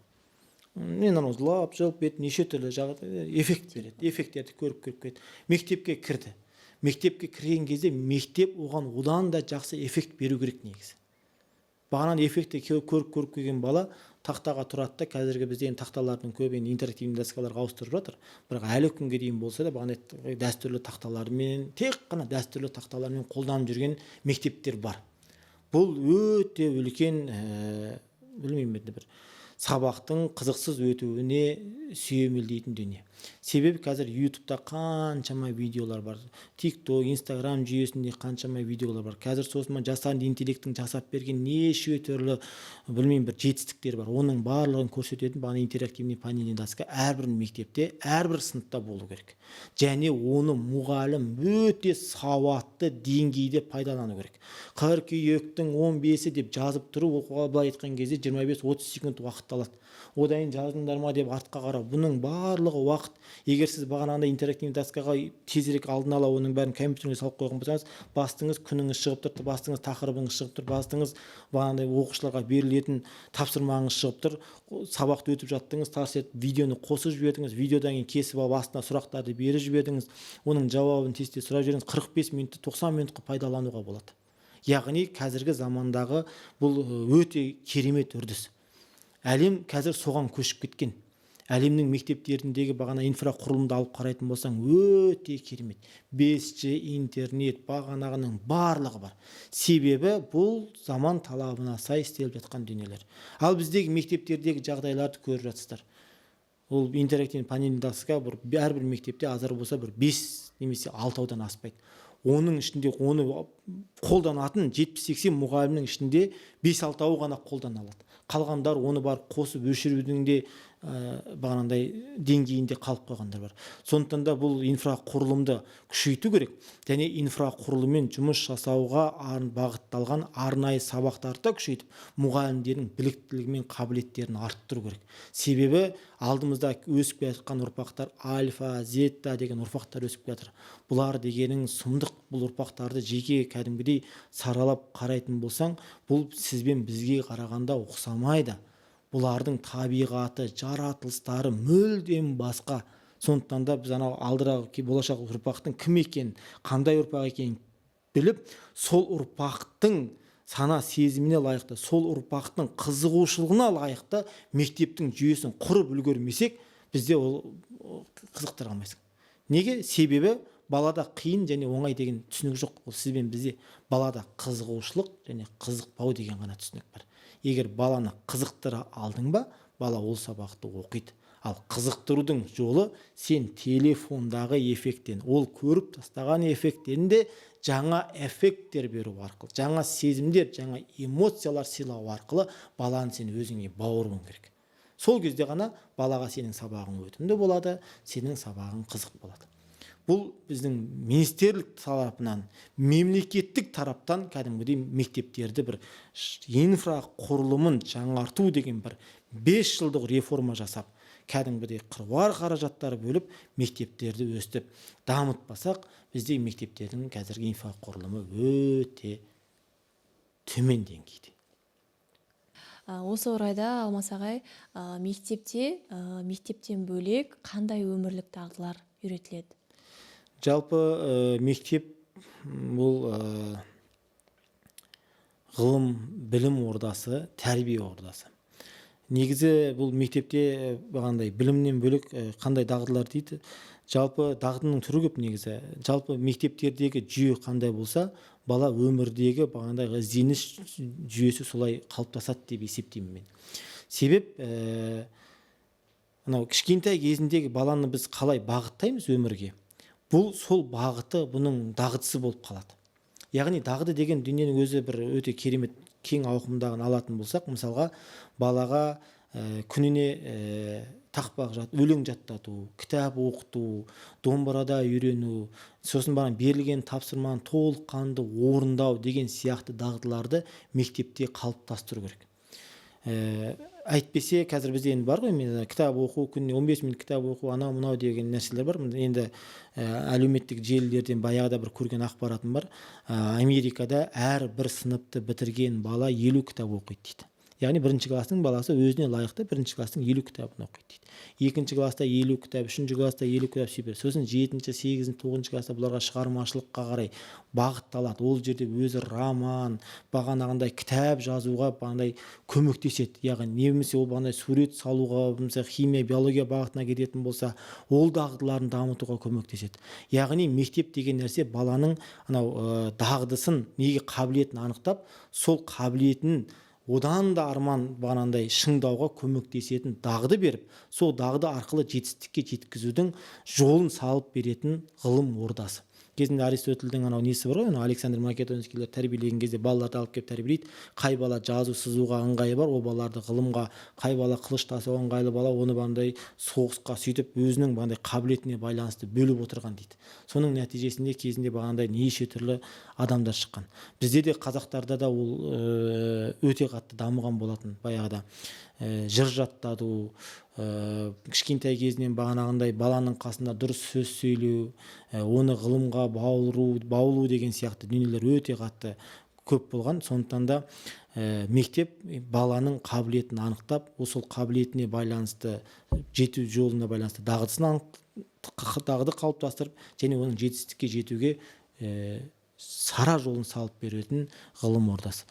Бұл өте орынды нәрсе негізі. Қазіргі біздің мектептер енді істеп жатқан мектептерде бар. Бұл мәселені мүлдем өзінің бағандай шеңберінен шығарып қойған мектептерде аз емес.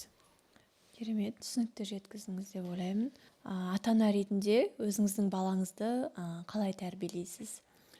Жалпы андай айтқанға оңай, бірақ бала тәрбиесі бұл өте білімді талап ететін, қалай айтса болады, ақыл мен білімді талап ететін жүйе. Баланы жай тәрбиелеуге болмайды. Бала тәрбиелеген кезде міндетті түрде жан-жағына қарау керек, іздену керек, оқу керек. Содан барып бағанандай бір жоба дейма бағанандай жасау керек. Бұғанға дейінгі бала қалай тәрбиелеген нәрселерді білу керек. Анау айтады ғой, білмесеңдер білім иелерінен сұраңдар дейді. Яғни осындай нәрселерді барып оқып, іздену арқылы баланы тәрбиелеу керек. Жай ғана мен бала кезімде бүйтілген, бұған да сөйтіледі деп жай қарауға болмайды қазіргі заманда. Енді мен өзімнің балам қазір ең үлкені 8-де. Баланы мен тәрбиелеудің ең болашаққа, қазіргі тәрбием менің баламды болашақтағы бағанандай білімдерді алғанда қиналмай жеңіл жолмен алуға, және оның рухани құндылығы берік болуға мен қатты жұмыс жасаймын. Қалай? Мысалға, өзімнің тәжірибемде балаларыма мен Абайдың өлеңдерін, Мұқағалидың өлеңдерін, батырлар жырларын көбірек жаттатуға қазір жұмыс жасап жатырмын. Себебі бір ғана кезіндегі қазақта батырлар неден көп болды деген кезде, мына соғыс кезеңінде де батырлар жырларын қазақтар ерте шығарған. мысалға едеге деген ер екен, елдің қамын жер екен, ел шетіне жау келсе мен шығайын дер екен деп балаға кішкентай кезінен жыр жататқан. Бұл баланың сана сезіміне сіңіп қалады да. Яғни ел шетіне жау келсе мен шығуым керек, яғни мен елдің қорғанымын, елдің тірегімін деп баланың тез есеюіне, немесе Қобыландының немесе Алпамыс батыр жырларының мындай 5 жасқа келген кезде үйтті күн санап, ай санап, секундтап өсті деуінің жырларды жаттаудың өзі баланың тез есеюіне бейімдеген нәрселер. Яғни түп сана деген нәрсе болады. Балаға сіз көп нені құя бересіз, ол баланың бағандай ақылына сіңіп, ол тілінен шығып, бойына қала беретін болса, ол болашақта түп санадағы нәрсе оның іс әрекетіне ауысады. Сондықтан да менің қазіргі мақсатым балама бағанында енді 8 жас, 7 жастағы балаларға көбінесе бағандай қазақи жырларды, қазақ өлеңдерін, Абай өлеңдерін, яғни қазақ жазушыларының өлеңдерін көптеп жаттатамын. Неге? Бұл бағандай түп санасына дұрыс ақыл, дұрыс ойды қалыптастыруға бірінші бағыт. Екіншіден, баланың миы ол мынау қол, аяқтың бұлшық еті сияқты. Яғни ол көп отырып тұрған кезде аяғының бұлшық еті қатайған сияқты, көп бағанағындай спортпен айналысса дене бітімінде қатайған сияқты, көп жаттаған балада басқа нәрсені қағып алу, меңгеріп алу қабілеті артады. Яғни бағанағындай 100 өлең жаттаған бала ағылшын тілін 1 жылда үйренетін болса, 1 өлең жаттаған бала ағылшын тілін 3 жылда үйренеді. Себебі анауда жаттау қабілеті, миының қабылдау қабілеті өте жоғары. Сондықтан да бағандай 5 жастан бастап баланы 6, 7, 8, 9, енді қазіргі заманда балалардың даму өзі физиологиясы әртүрлі. Бағанандай бірақ енді шама жеткенше ерте жастан ертерек балаға көп деген бағанандай болашақтағы білімдер тез сіңіруге қабілетін арттыру ол бірінші кезекте деп ойлаймын. Және ата-ана ретінде бағанандай балаға осы мәселелерді үйретемін. Екіншіден, баланың алдында қалай өзін ұстау деген мәселе бар. Әке көрген оқ жанар деген қазақта мақал бар. Әке айтқан деп айтқан жоқ. Әке істеген деген сөз жоқ. Әке көрген деп тұр. Болды. Сен қалай не көрсетесің, бала соны көреді. Яғни сен мысалға балаңның көзінше темекі шегіп жүрсің бе? Балаң болашақта темекі шегеді деген сөз. Арақ ішіп жүрсің бе? Өтірік айтып жүрсің бе? Бағанандай бір жалқаусың ба? Ессің ба? Өсекшісің ба? Болмайтын бір сериалдарды көресің ба? Жоқ, күндіз түні балаңның қасына отырғызып қойып телефон ойнайсың ба? Бұның барлығы сенің өзіңнің қалауың. Бірақ оны сенің балаңның көшіріп жатқандығын саналы түрде түсінуің керек. Әке болу деген осы менің түсінігімде, әке болу деген сөз бағысында отырған баланы тәрбиелеудің сол адам болсын деп көп деген жаман қасиеттерден бас тарту деп ойлаймын өз басым. Сондықтан да енді менде де болған, енді мына жерде айтудың қажеті жоқ шығар, бірнеше бағанда өзімнің минустарым, солардың қазір мен тастап баламның көзінше емес, балам үшін сол нәрселерді істемеуге шешім қабылдадым. Шамам жеткенше баламмен бағанағындай ғылым тұрғысында, білім тұрғысында ой қозғаймын. Мысалы Абайдың 5 асыл іс көрсеңіз деген кезде 5 жаман істесең, 5 дұшпаның не деп сұрақ қоямын бағанағындай. Өсек, өтірік, еріншек, мақтаншақ, мал шашпақ деп айтады. Олар неге деген кезде ол соны талдайды. Сондай мәселелерге қарай сенің бағанағындай 5 досың деген кезде талап, еңбек деп осындай сұхбаттарды жасауға көбірек тырысамын. Яғни баланың бағанағындай ой өрісін дамытуға азда болса, енді күндіз кешкен отырып баланың миын жей беру деген сөз емес, арасында ғана істеп қою керек. Сосын балаң сені көрген кезде, балаң жүрген кезде бағандай жақсы істерді үйде істеу. Яғни бағандай мен кітап оқуға тырысамын, және осындай енді өзім жұмысымда соған лайықты, осындай орта болғаннан кейін, енді ғылым болғаннан кейін үйге келген адамдарымда бағандай ғылым саласындағы әңгімелер тыңдауға тырысамын. Осылай тәрбиелеуге шамам жеткенше енді қолымнан келгенді істеп жүрмін. Бұл жалпы барлық әкелерге міндет деп есептеймін. Жақсы, рахмет. Жалпы көп ата-аналардың ойындағы сұрақ, балам өте тұйық, оны қалай ашуға болады, оның бойындағы қабілеттерді қалай анықтаймын, оған қалай мотивация беремін деген сияқты. Бұл туралы не айтасыз? Бұл қазір бізге де көп қойылатын сұрақ. Жалпы баланың бойындағы қабілетін анықтау деген қазір бір не болды? Теориялар бар. қазір игикай деп аталады, не болмаса жапониялық немесе Қытайдағы баған теориялар бар. Бұл теориялардың барлығы қазір сол баланың болашақтағы өзінің қандай қабілетке ие екендігін анықтайды. Бірақ бұл бір фактор ғана. Негізі бала өзі жасына байланысты, ортасына байланысты, отбасына байланысты бұның бағанағындай өмірге деген құлшыныстары кейбір кезде құндылықтар өзгеріп отырады. Кейбір кезде бір ата-аналар болады, мынандай бір менің балам тұйық дейді. Сосын бірақ оның әкесі тұйық, күйеуі тұйық, үндемейді негізі. Бірақ ана басқа бала сияқты менің балам неғып бүйтіп бай деп жұлып тұрмайды деген сияқты сұрақ қояды. Не болмаса бағанағыдай менің балам мына сабақтан нашар дейді. Не болмаса менің баламды бағанағыдай мына спортқа берем деп зорлап беріп қойғандар бар. Бұл негізгі баланы бұл анықтаудың, ашудың ең тиімді жолы жалпы баланы бірінші сыныппен 5-ші сынып, 6-ші сыныпқа дейін барлық сурет болсын, күрестің барлық түрлері болсын, футбол болсын, немесе спорттың барлық түрлері болсын, әр қайсына жеке-жеке беріп көру керек. Бала көру керек. Сосын көріп, ішінен біреуін өзі жанына жақынын таңдайды. Сол таңдау арқылы оның бағанандай қабілеті артып, кейін өзіне керектісін басқа қажетіне қарай ауысуы мүмкін. Ол ештеңені көрмеген баланы, ештеңеге қатыспаған баланы, оны алып бағанандай мынаның қабілеті мынаған деп сыртынан тон піше салуға болмайды.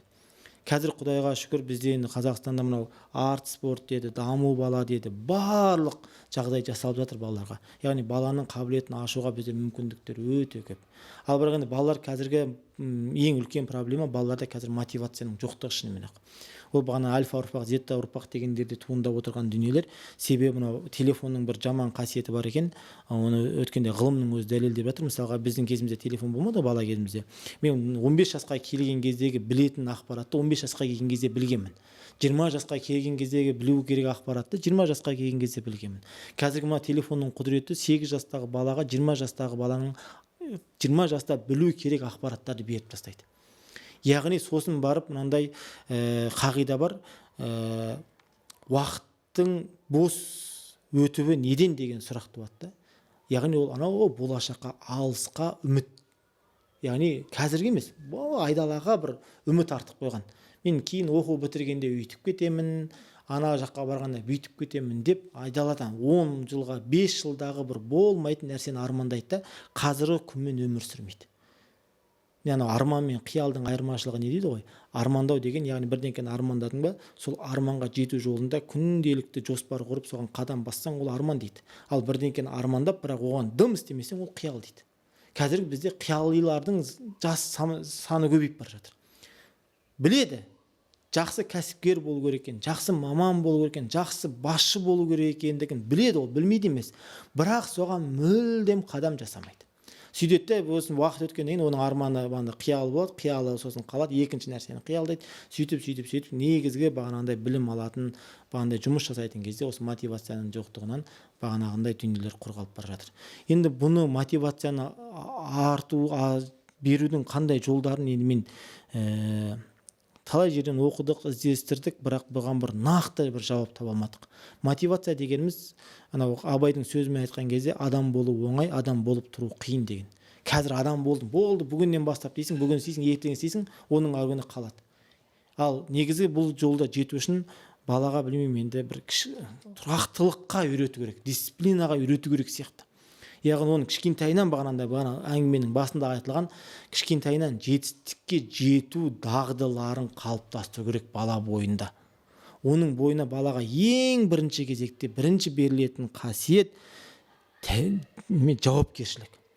Бала ерте өзіне жауапкершілік алу, оның өмірі өз қолында екендігін түсіну, және оның болашағы өз қолында екендігін түсіну. Осы мақсатта оған кәдімгідей жұмыс жасату керек те. Сол кезеңде ғана мынандай балаларда бізде өте үлкен жетістіктерге жетеді деп ойлаймын. Әйтпесе, білмеймін енді қазіргі таңда біздегі жастарда көбінде енді бәрінде деп айта алмаймын, бірақ қазір жастар өзі ақылды, озық ойлағыдағылар бар. Қазіргі әлеуметтік желіден, жаңалықтардан қарасаң 27-30 мемлекеттерден кәдімгідей оқуға түсіп гранттан шақырту алып жатқандар бар. Қаншама қазақтың жастары қазір Google сияқты мықты компанияларда жұмыс істеп жүр. 9 тіл білген, 10 тіл біліп алған жастар бар. өткенде ғана бір қызымыз айлстан 9 бала алып жатыр мысалға. Бұның барлығы бүгінгі жастардың жасап отырған жетістіктер, оны да жоққа шығаруға болмайды. Бірақ басым бөлігі бағанағындай бос қиялдың жетегінде жүр. Қазіргі таңдағы жастардың бойындағы ұлттық құндылыққа қандай баға бересіз? Жалпы бұл ұлттық құндылық деген сөздің қазір көп айтылып, әуелі қалырде қаша бастады негізі. Сөз жүзінде айтылады, іс жүзінде өте аз.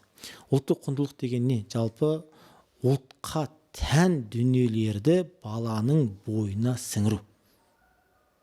Мысалға біздің мұра мектебімізде, зияткерлік мектебінің ең басты ұлттық құндылығы бұл қазақ тіліндегі мектеп.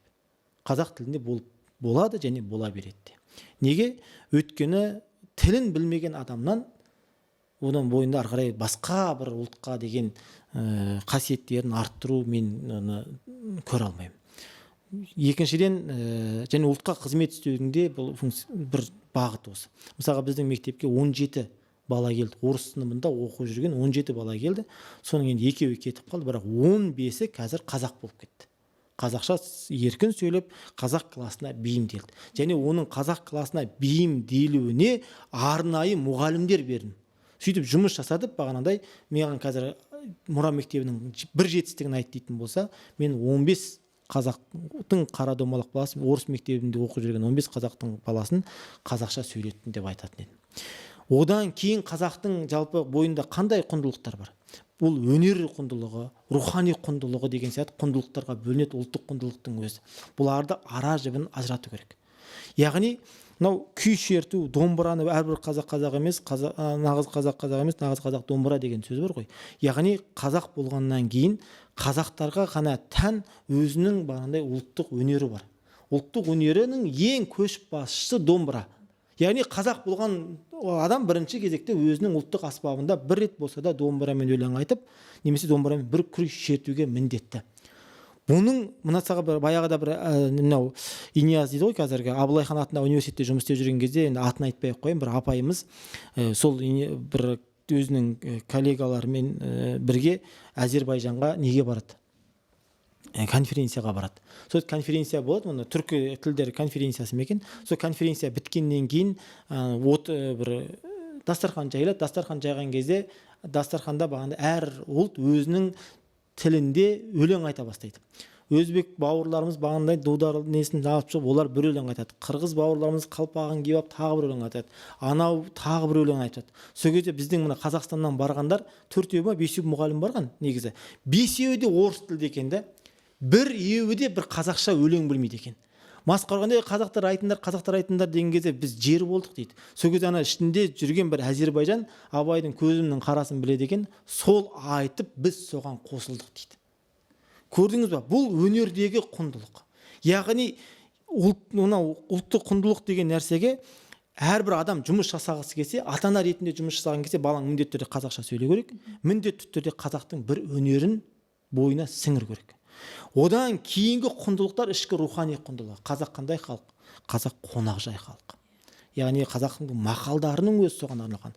Бір адам кірсе үйге 10 берекемен келеді, 9-ын тастап кетеді, біреуін алып кетеді деген.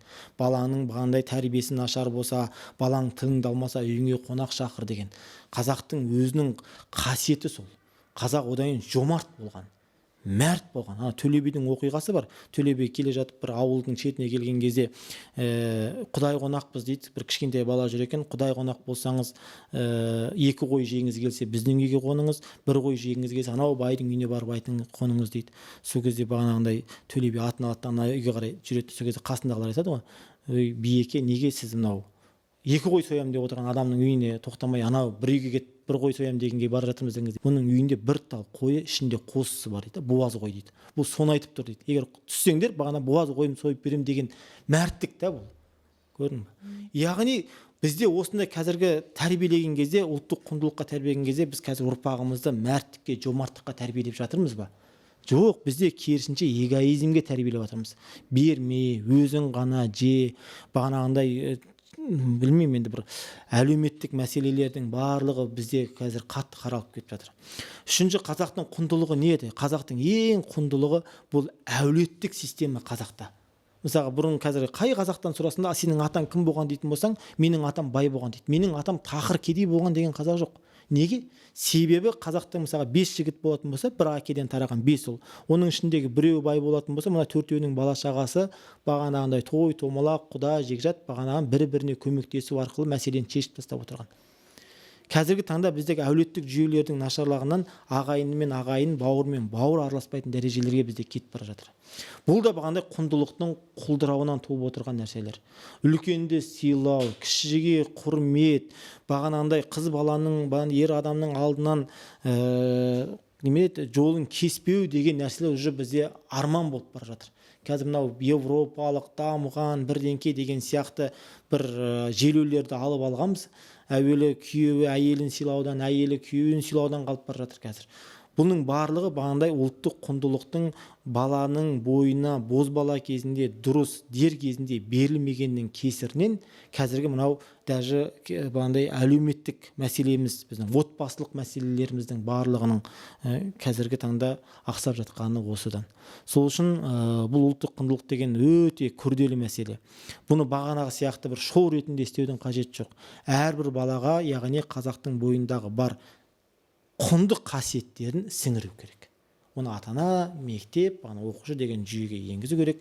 Бұның бір жақсы бір жобасы жасалу керек еді. Енді әлі күнге дейін жасалмай келеді. Сондықтан да біз енді оны күтіп жатқан жоқпыз. Біз ең болмаса осы өзіміздің мектепте әрбір мектептегі оқыған бала міндетті түрде қазақша сөйлейді және қазақ ақын жыраулардың өлеңдерін жаттайды. Сол арқылы бойына бір жақсы қасиеттер сіңіреді. Енді болашақта олар үлкейіп 6-7 класқа ауысқаннан бастап қазақ бағандай жазушыларының еңбектерін көптеп оқытамын деп ойлаймын.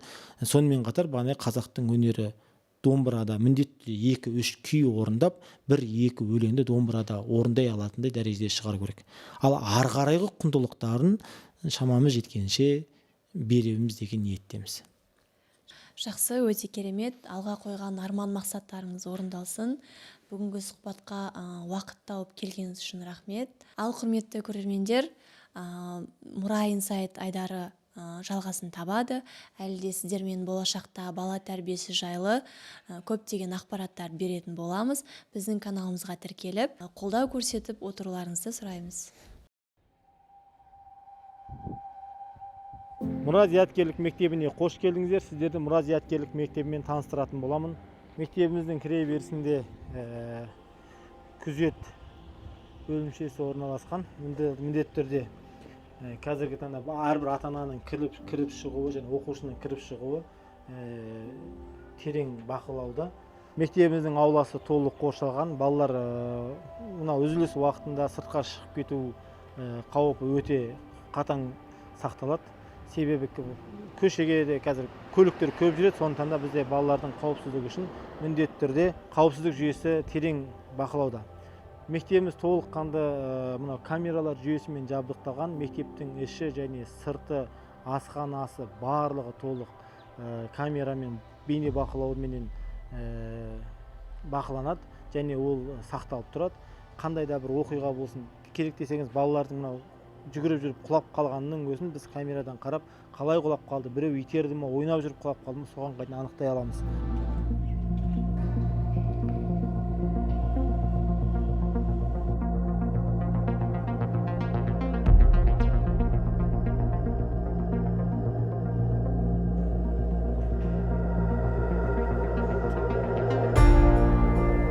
Зияткерлік мектеп 1 және 11 сыныптарға арналған, оқушыларға арналған мектеп. Мектебіміздің басты бағыты ағылшын және математика пәндері тереңдетіп оқытылады. Және мектебіміздің екінші ерекшелігі таңғы сағат 9-дан кешкі сағат 5-ке дейін балалар осы мектеп қабырғасында болады. Сонымен қоса 2 уақыт тамақ беріледі мектепте. Үй тапсырмасы мектеп қабырғасында орындалады. Сонымен қосымша ментальная арифметика, робототехнология, домбыра сияқты үйірмелер осы мектеп қабырғасында бірге жүзеге асырылады. Мектебімізде бүгінгі таңда 197 оқушы оқиды. 1-ші, 2-ші, 3-ші, 4-ші, 5-ші сынып осы жақында ашылды. Қазіргі таңда мектебімізде 35-40 мұғалім жұмыс жасайды. мұғалімдердің ерекшелігі сол бізде бастауыш пәнінде мысалы математиканы арнайы тек қана математика бағытындағы мұғалімдер ғана сабақ береді. Ағылшыннан кәдімгі шетелден келген Шафқат мырза деген мұғаліміміз бар. Америкадан келген носитель языка, не қазақша, орысша білмейді, тек қана ағылшын тілінде сабақ береді. Сонымен қосымша ағылшын дамытуда үшінші мұғалім Дәулет деген кісі сабақ береді. Бұны айтып отырған себебі, мысалға 4-ші сыныптарда бір ағылшын пәнінен 3 мұғалім сабақ береді. Яғни негізгі стандартты орындау бағытындағы бір мұғалім, қосымша Дәулет ағай және онымен спикинг клабты дамыту мақсатында Шафқат носитель языка. Яғни аптасына 8 рет ағылшын болады. Математикада тура солай. Математикада түске дейін негізгі мұғалімдер сабақ береді, түстен кейін математикадан қосымша болады. Аптасына 8 рет математика, 8 рет ағылшынша оқытылады. Себеп балалардың бағандай білім дағдысын жылдамдатып көрсету. Мектептегі сыныптардың барлығы осындай бірдей форматта жабдықталған. Әрбір баланың жеке киім қоятын орны, сонымен қатар әрбір балаға арналған жеке парталар, сонымен қатар біздегі мектептің тағы бір ерекшелігі, бізде кәдімгі интерактивный панели доскамен жабдықталған. Барлық сынып бірдей. Себебі бұл жерде мынау интернетке қосылған, бұл жерде ноутбугын қосып алып қандай видеоларын көрсетуге де болады. Сонымен қатар бағандай жазуға да болады. Бұл өте мұғалімнің уақытын үнемдеуге өте жеңіл. Және әрбір баланың өзінің жеке мынандай бутылкаларын дедік, су ішуге арналған, ол жерге аттарын жазып қойғанбыз. Яғни әрқайсысы өзінің бутылкаларымен су ішеді. Күнде ертеңгісін сабаққа келердің алдында біздің медбике осы бутылкалардың барлығын тазалап, оларға кәдімгідей су құйып береді. Мектепте кәдімгідей фильтр орнатылған арнайы су жүйесі бар. Сосын екінші тағы да бір айта кететін жүйе, мектебімізде балалар сумка тасымайды. Яғни олардың барлық оқу құралдарының барлығы осы мектепте қалады. Яғни бала мектепке ертеңгі күннің сабағын осы мектеп қабырғасында өзі орындап, дайындап, аяқтап келеді. Яғни сағат 5-те барғаннан кейін бала ары қарай еркін түрде ата-анасымен ойнап, немесе бағандай ертелеп демалып, үй тапсырмасын осы мектепте проблемасын шешіп қайтады.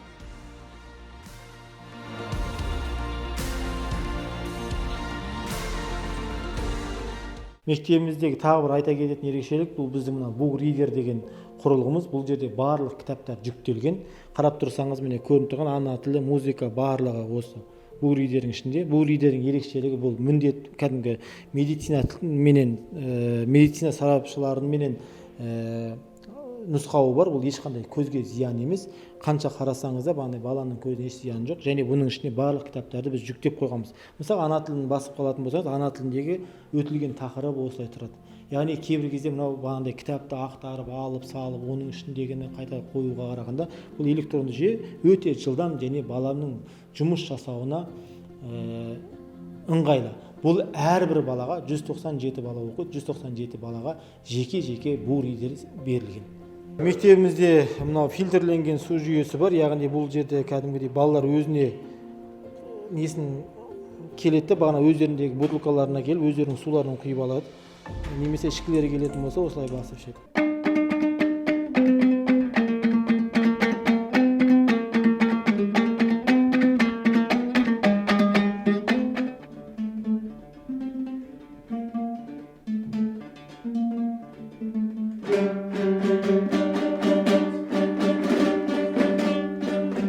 Біздің мектебіміздің ең негізгі ерекшелігінің бірі, бізде сыныпта 18 бала оқиды. Мына біздің домбырасында әр балаға бір домбырадан, Тараз қаласынан арнайы тапсырыспен алдырған домбыраларымыз бар. Домбыра бізде пән ретінде өтіледі. Яғни біздің алдыға қойған мақсатымыз, біздегі оқитын барлық бала міндетті түрде бірнеше күй және бірнеше әнді домбырада орындауды үйренеді деген ниеттеміз. Қазіргі жетістігіміз де жаман емес. Өткенде біз бір есеп беру кешін қойдық. Сол кезде біздің оқушылардың қазіргі таңда 50-60% 1-2 күй үйренді. Бұл әлі жалғасады. Бір 2-3 жылда Мұра зияткерлік мектебіндегі оқыған баланың барлығы домбыраның құлағында ойнайды деген мақсатымыз бар. Оқушылардың қауіпсіздігін қамтамасыз ету мақсатымызда мынау кафельдің қыры өткір қылыш сияқты болады, балалар құлап жарақаттанып қалмасын деген ниетпен барлық лестницаларға толыққанды кілем төсеп қойған. Мен сіздерге қазіргі бір сыныпты көрсетейік. Бұл бізде қай сынып? 3Б сыныпта қай сабақ болып жатыр? Ментальды арифметиканың сабақ болып жатыр. Міне әрбір балаға арналып ментальный арифметиканың осындай құрал жабдықтарымен жабдықталған, және мұғалімнің өзінің ментальный арифметикасының жабдығы бар. Ментальды арифметика негізі 4 және 16 жас арасындағы балаларда үйретіледі. Бұл есте сақтау қабілетін, сонымен қатар балалардың жылдам ойлауын, жылдам есептеуін дамытуға өз септігін тигізетін болады. Бұл екі әдіс арқылы есептелінеді. Біреуі осындай абакус атты құрал арқылы есептелінсе, енді бір түрінде балалар ментальды түрде ауызша есептейтін болады. Осы ментальный арифметикадан Шымкентке біз бірінші рет жарысқа бардық.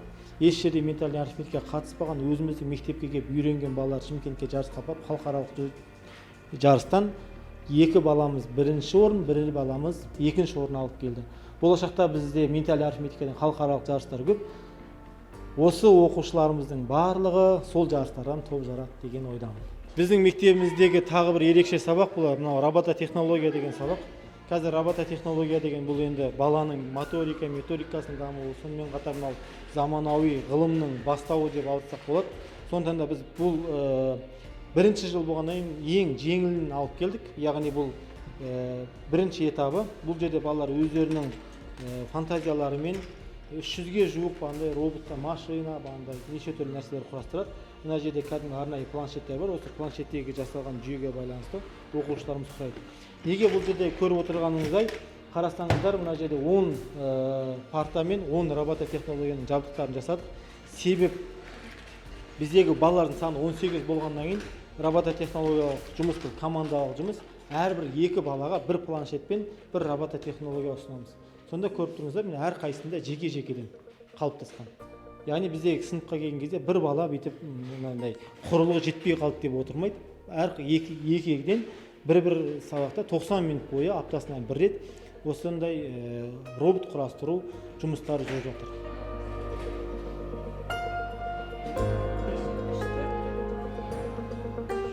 Бұл біздің асханамызда міне көріп тұрсыздар тазалықты.